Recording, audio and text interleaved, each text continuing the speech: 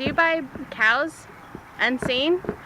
Even with all of our genetic advances, I still like to visually inspect the cattle before I buy them. Hi, my name's Sara Brown. I'm the Livestock and Production Editor for Farm Journal Magazine and Beef Today Magazine. Today I'm out taking some pictures, hopefully for the future issues of the magazines. But while I'm here, I was gonna go through some of the tips about taking your own cattle photos. If you've been to our new site, cattle-exchange.com, you can see that we have several listings of each class of cattle. The best way to make your animal stand out is to have good photos and to show potential buyers. Here are a few tips in photography of cattle that I've learned along the way. If your cattle are not used to seeing people walking through the pasture, they will run away from you. In the fight or flight decision, cattle will flee much more often. If this has happened to you, you'll want a camera with a zoom lens. This lets you stay physically farther away and get close through the camera lens. You can use your iPhone or other smartphones, but make sure you have plenty of natural light and a steady hand. Set it on the highest possible size for the best quality photo. Second, you know your cattle. Are they used to seeing a feed truck? If they are, that's the vehicle that you want to drive into the pasture. To take group shots, it's sometimes easier to just stay in the truck and move around them in a circular fashion. You may need a driver so you can focus on taking pictures. This is also a good option if your cattle are a little skittish or if you're looking for a specific animal in a large herd. Remember, a bag of feed cubes or grain can be a great help in keeping cattle in the prime location. You might even get in the habit of going out every evening with some feed the week before you start taking photos. Then, your cattle will be anticipating your arrival and will be much more tolerant of your movements. Take a side profile picture of bulls and cows.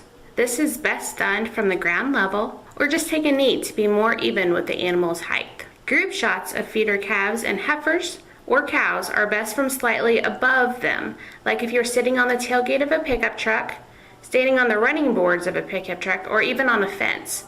This shows how consistent the frame size of the animal and of the group and their body condition. Another idea for groups of cattle is to take pictures where cattle naturally line up, such as a feed bunk or a hay ring, or even as they're walking through the pasture in a line. This gives some people perspective on how tall animals are. Again, the best angle is just a little bit higher than if you're standing on the ground. If you're short like me, it may be handy to take a stepladder or even a bucket to stand on. The best time to take pictures is in the mid-morning and mid-afternoon when shadows are less dramatic. This works well with cattle because they are more likely to move to water or graze during these times.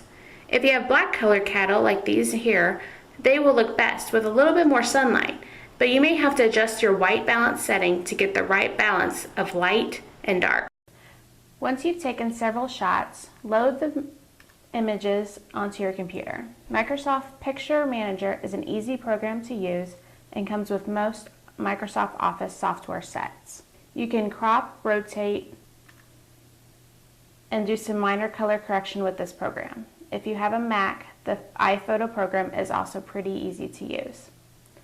For a free listing, you can only upload 3 pictures to Cattle Exchange.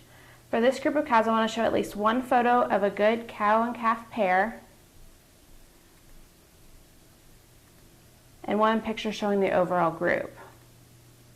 Once you've chosen your best photos, it's time to post them online. Go to Cattle Exchange, log in, and click List Your Cattle. If you already have a listing, it'll appear here. What you can do now is you can list photos,